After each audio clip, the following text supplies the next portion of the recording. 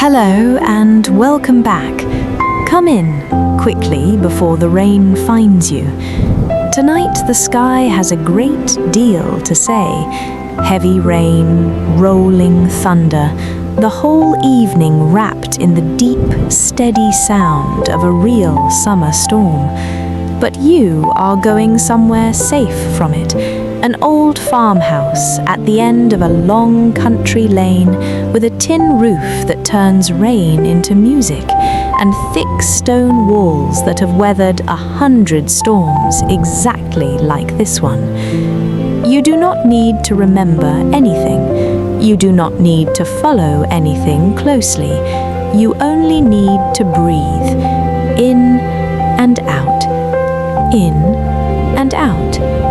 Rest is not something you earn, it's already yours. Let's begin. The lane leading to the farmhouse runs between two long fields, the crops leaning heavy under the weight of the coming rain, the sky above them a deep, bruised grey, streaked here and there with something almost green, the particular colour a sky turns just before a real summer storm breaks loose, the kind old farmers still watch for from their porches. Imagine you are walking it now, quickly but not fearfully, the way you might hurry towards something warm and good, rather than away from something frightening. The wind picks up around you, rustling through the tall grass at the edge of the lane, carrying with it that first unmistakable smell of rain on warm earth,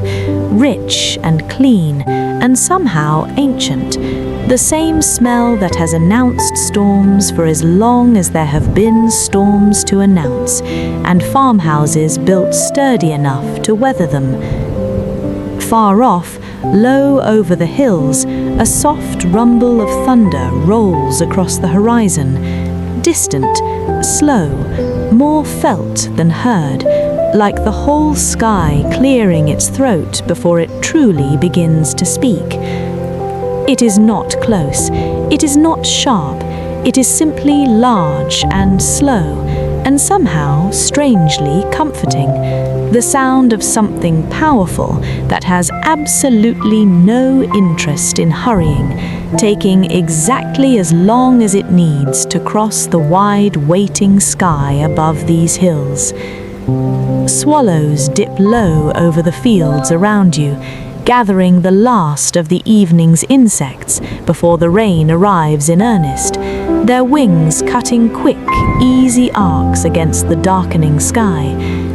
Somewhere in the hedgerow, a blackbird calls once, twice, then falls silent, tucking itself away into shelter with the practiced calm of a creature that has seen 100 summer storms exactly like this one.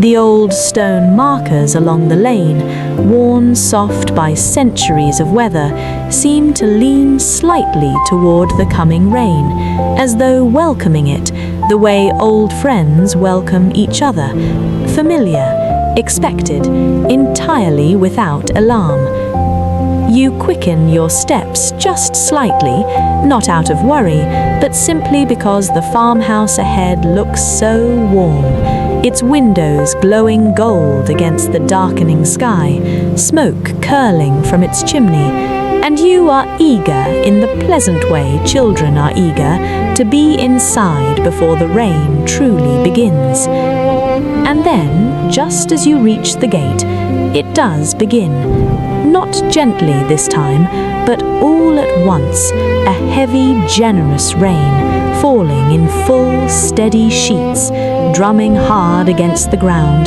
the fields, the old tin roof ahead of you, filling the whole evening with one deep, continuous sound. You are almost there. The farmhouse door is thick oak, painted a deep forest green, and it swings open before you even reach it. Someone inside, perhaps, who saw you coming up the lane and knew exactly when to expect you. Warmth rushes out to meet you immediately, wood smoke and fresh bread, and the particular smell of a house that has spent all day preparing for exactly this kind of evening.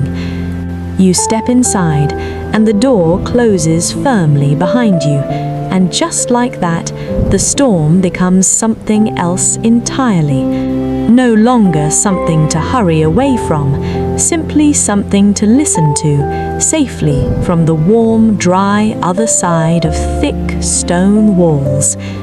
You are inside now. You are safe. You are warm. Above you, the rain drums steadily against the old tin roof.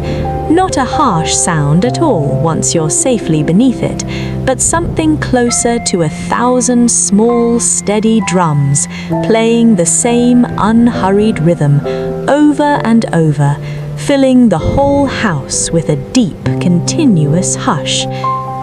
You've been carrying a lot lately, haven't you? Tonight, you don't have to carry any of it.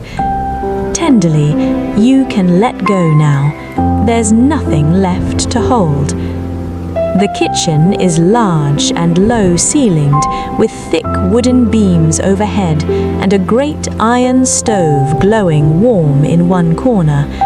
A long wooden table runs down the middle of the room, scarred and softened by decades of family meals, and a fire crackles in a wide stone hearth nearby.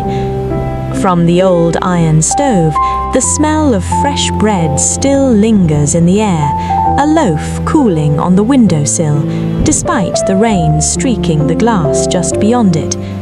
Grandma Rose always says a storm is the very best excuse for baking. Nowhere else to be, nothing else pulling at your attention, just flour and warmth and time enough to let dough rise properly, unhurried, the way good bread always should. You settle into a chair near the fire, and someone, perhaps the farmhouse's keeper, perhaps simply the house itself, has left a thick knitted blanket draped over its arm. You pull it around your shoulders. On the table beside you, a mug waits, filled with something warm. Milk, perhaps, with a little honey and cinnamon, still gently steaming.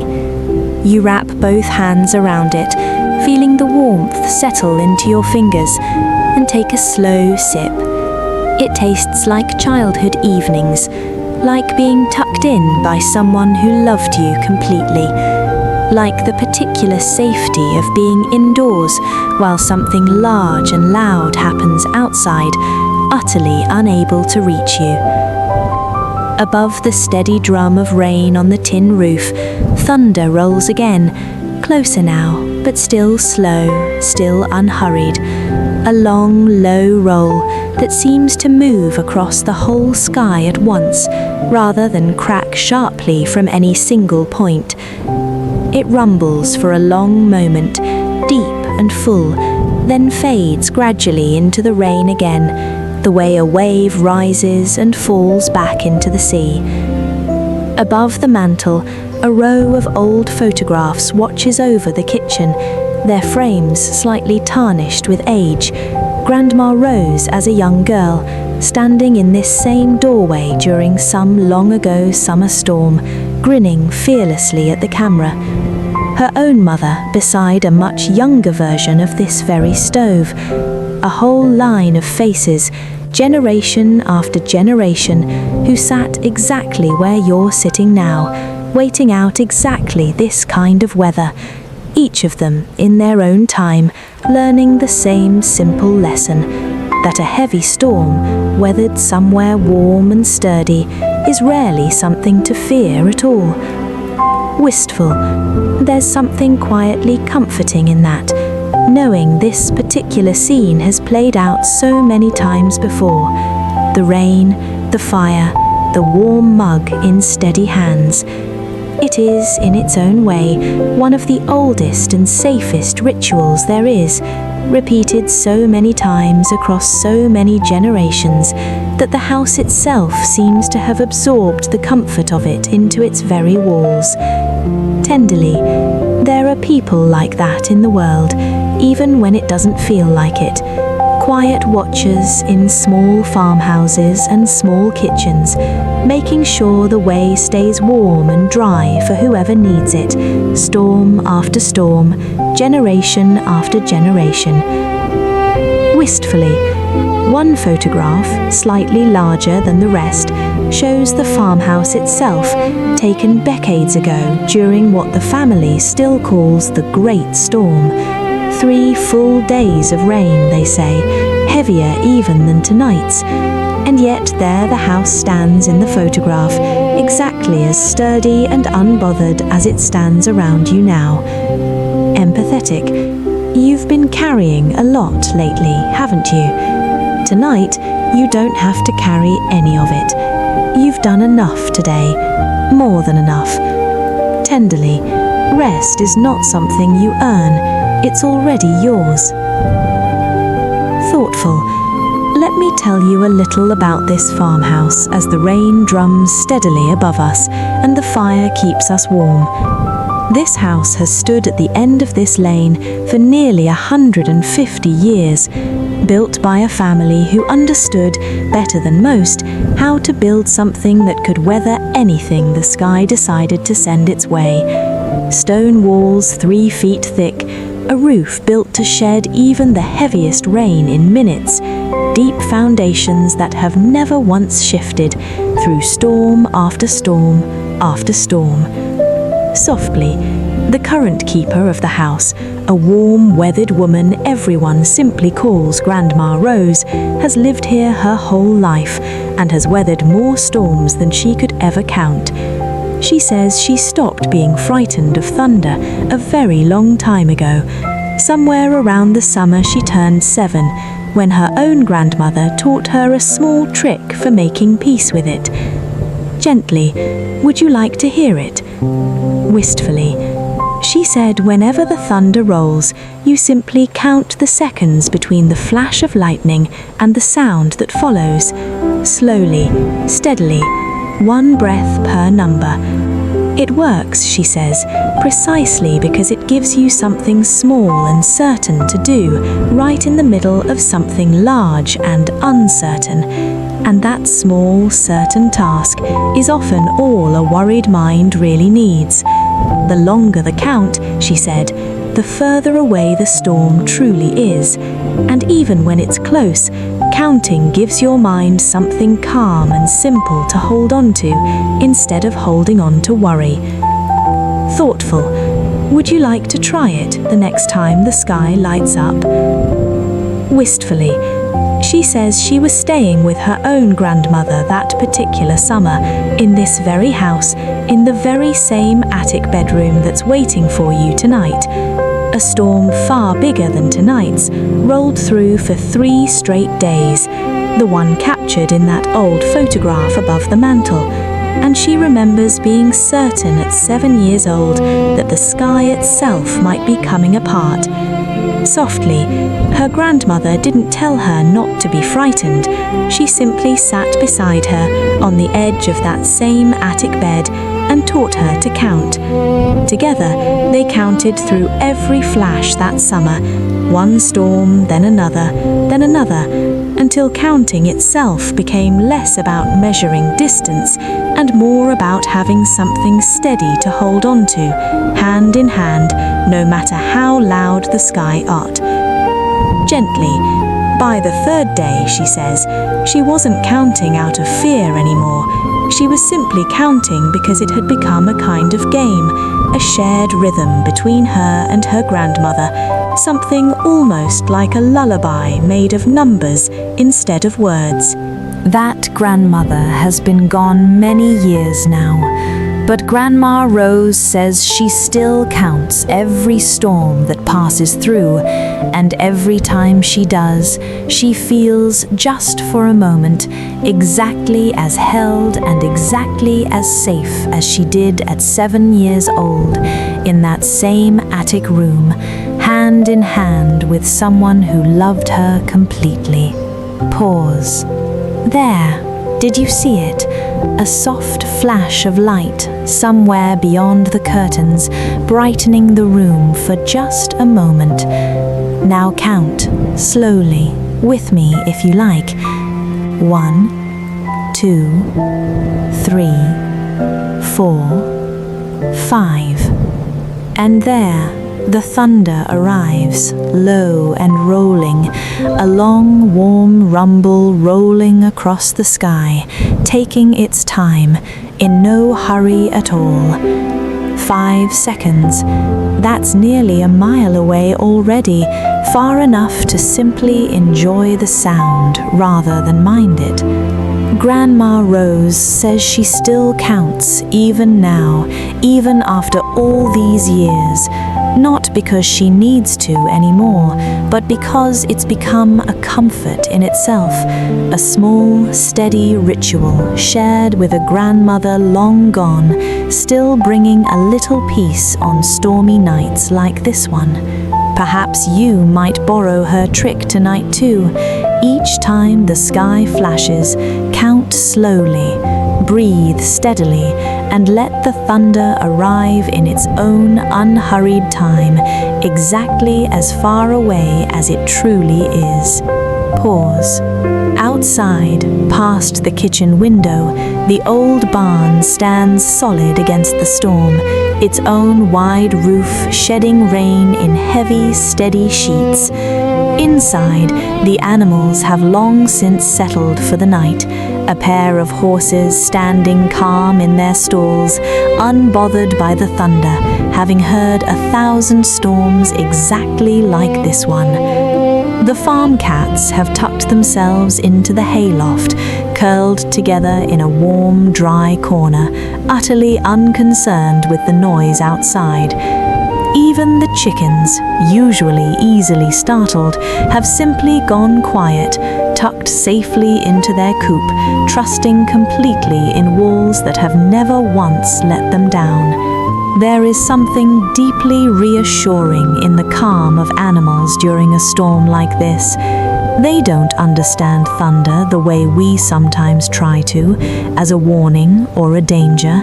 They simply understand that they are dry and warm and enclosed by something sturdy, and that is enough for them to rest easily, storm or no storm. Near the kitchen door, an old sheepdog named Barley lies stretched out on a woven rug, one ear twitching occasionally at the sound of thunder, but otherwise entirely unbothered, his breathing slow and even, his paws twitching gently now and then with some private, contented dream. Barley has weathered more storms on this farm than perhaps anyone else here, human or animal. He knows, in the simple, certain way dogs know things, that this house has never once let him down, and so there is nothing here worth staying alert for. He trusts completely and rests completely, and there is something worth learning in that particular kind of trust. Perhaps that is worth remembering tonight too. You do not need to understand every rumble in the sky or every loud, large thing happening outside your own warm, sturdy shelter. You only need to know that you are dry and warm and safe, exactly like the horses, exactly like the cats curled in their hayloft, exactly like Barley, stretched out and utterly at peace by the door. Pause. Grandma Rose rises slowly from her own chair by the fire and moves to check the kettle, an old habit more than a necessity on a night when everything is already so thoroughly, comfortably settled. She tells you, as she works, that this house has a particular way of singing during storms like this one, the rain finding a slightly different pitch on the tin roof, the old beams creaking gently in the wind, the fire popping softly to each new gust that finds its way down the chimney. She says she's grown to love that song over the decades. says a house that stays completely silent during a storm hasn't really been tested yet, hasn't yet proven the way this old farmhouse has again and again that it knows exactly how to hold steady against anything the sky sends its way.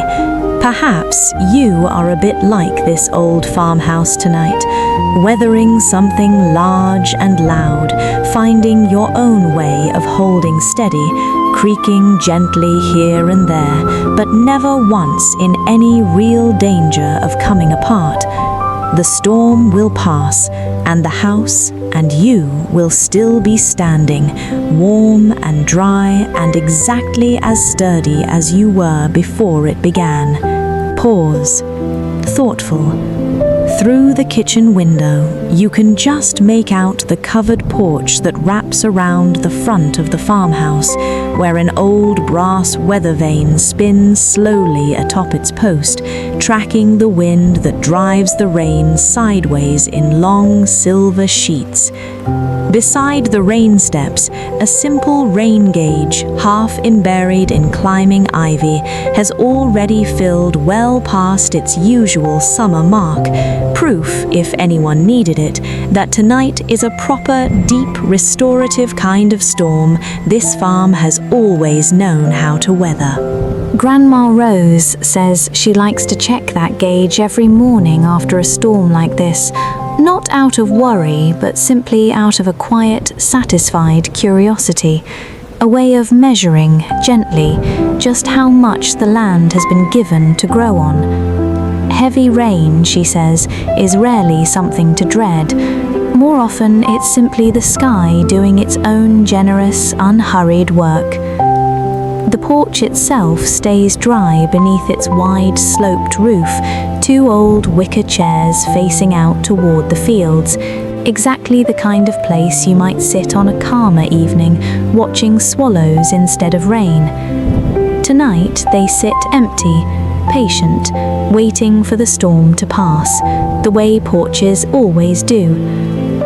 Above the kitchen, a narrow wooden staircase leads up to a small attic bedroom tucked directly beneath the tin roof, where the sound of the rain is loudest and somehow most soothing of all.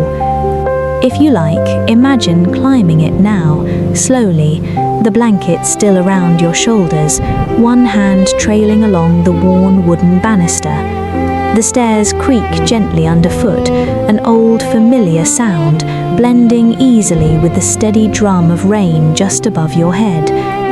At the top, the attic room is small and warm, with a sloped ceiling following the exact shape of the roof above, and a single round window looking out over the dark, rain-soaked fields. The bed here is deep and soft, piled high with thick quilts, each one stitched by hands that understood, better than most, how to make a bed feel like the safest place in the world during a storm.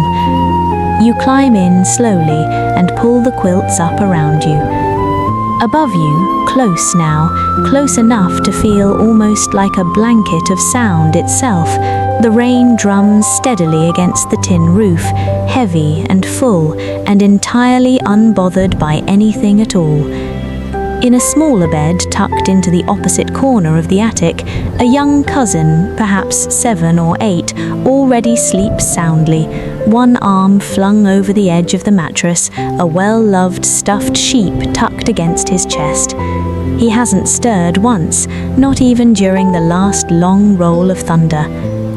Earlier, before you came up, he told Grandma Rose, quite seriously, that he liked storms better than sunny nights because the rain on the roof made the best kind of music for sleeping. She laughed and told him he came by that honestly, that she'd said the very same thing to her own grandmother in this very room more years ago than she could easily count.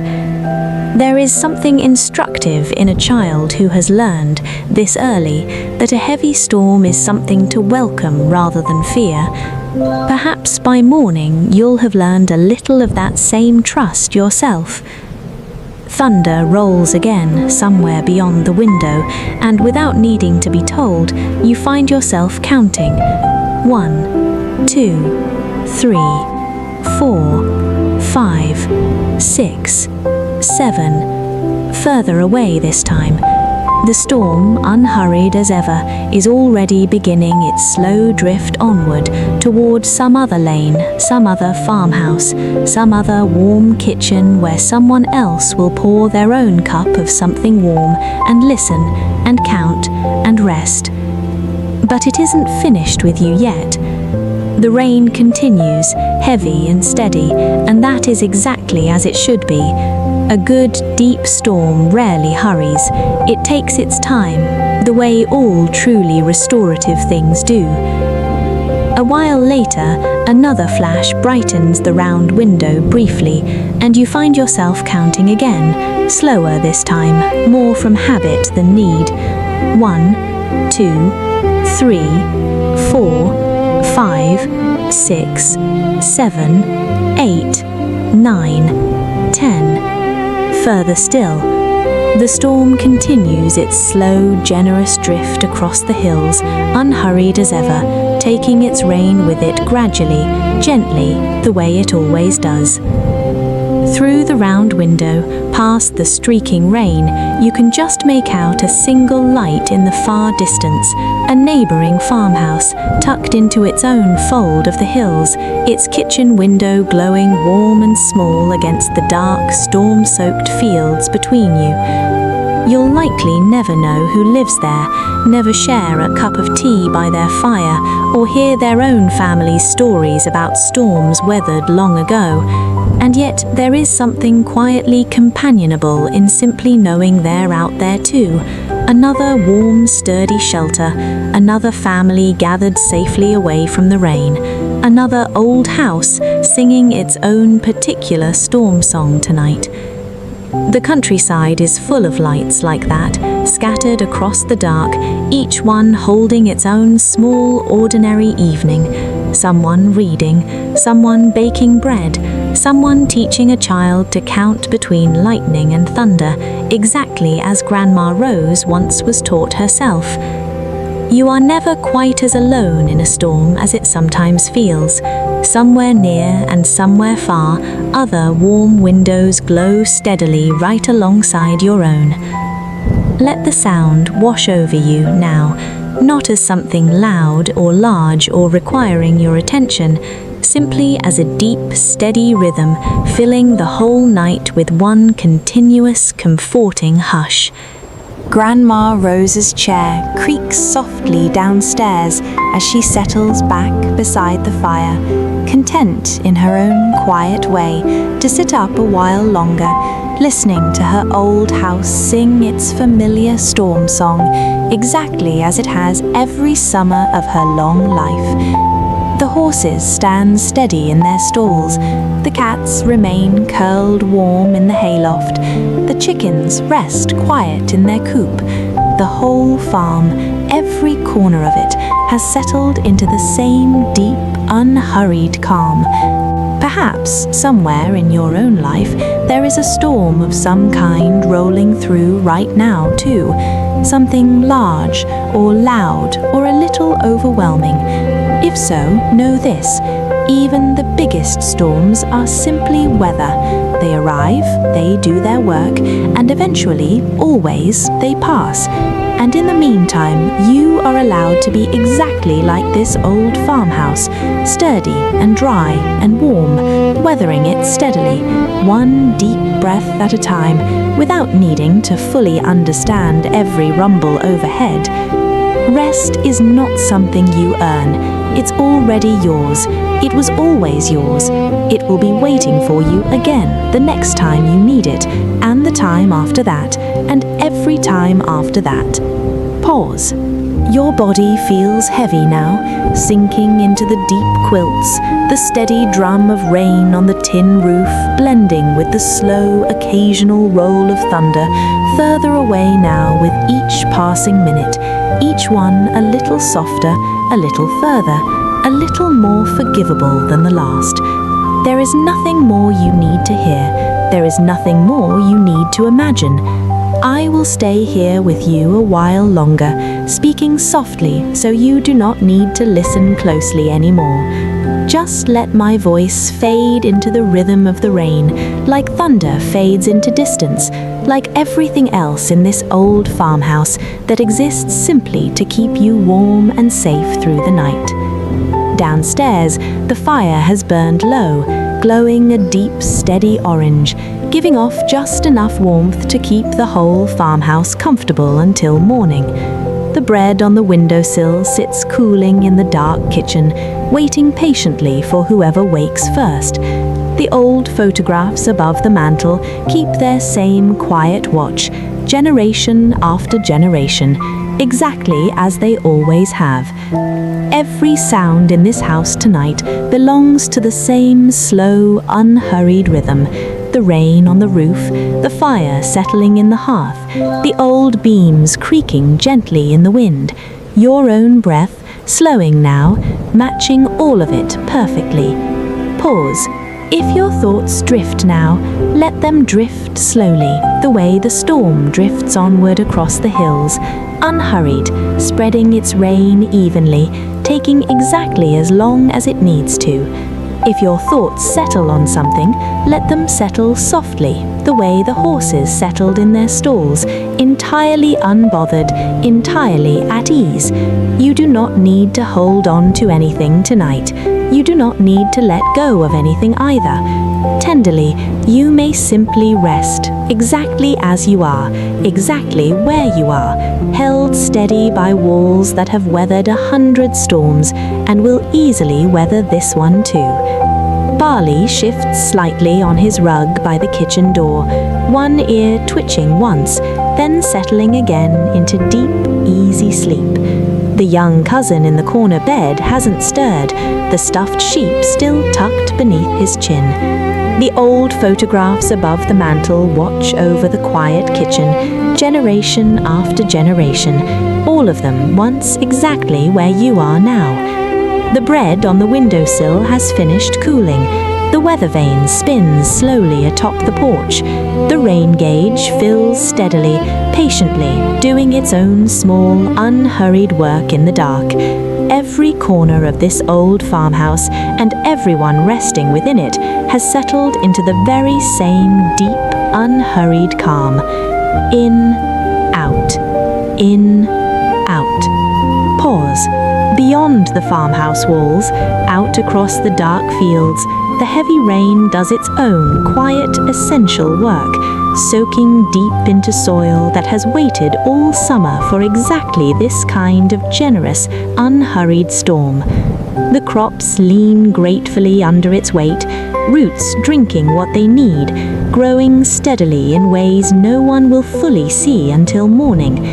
There is something worth remembering in that too. Sometimes the things that feel large or loud or a little overwhelming in the moment are simply doing quiet, necessary work beneath the surface, work you won't fully understand or appreciate until much later, once the storm has passed and the growth it left behind finally becomes visible.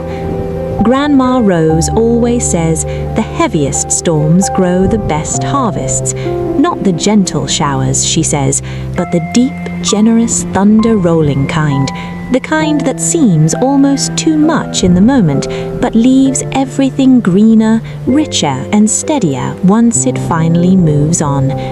Perhaps whatever feels heavy in your own life right now is doing something similar, quietly, beneath the surface, exactly the way tonight's rain is doing for these fields. Slowly, gradually, almost too gently to notice at first, the rain begins to ease. Not stopping, not yet, but softening. The heavy drumming on the tin roof settling into something gentler, steadier, more like the rain you might have known before tonight's storm arrived at all. The thunder, too, grows further and further between each roll. Its rumbles softer now, more distant, more like a large animal settling down for the night than anything urgent or large. Somewhere beyond the hills, the storm continues on its slow, generous journey, carrying its rain towards some other lane, some other farmhouse, some other warm kitchen waiting to receive it. Here, though, the worst of it has already passed. What remains is simply steady, deep, comforting rain, exactly the kind made for deep, comfortable sleep. Somewhere behind you now, far down the lane, through the heavy rain, the fields still lean under the weight of the storm, the same soft green-grey light lingering low over the hills. The old stone markers you passed earlier still stand there too, worn soft by centuries of weather, leaning gently toward the rain, the way old friends lean towards each other. The swallows have long since found their shelter. The blackbird's call has faded into the steady hush of the storm. Gently, the gate you passed through still stands there, waiting, the way it always does, for the next quiet traveler who needs somewhere warm and sturdy to weather a storm.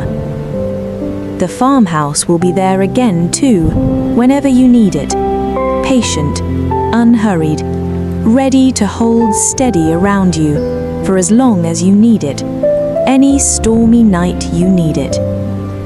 Tenderly, rest is not something you earn, it's already yours. The rain remembers this roof. The thunder remembers this quiet. The old stone walls remember every storm that came before this one. And you may finally, truly rest. Good night.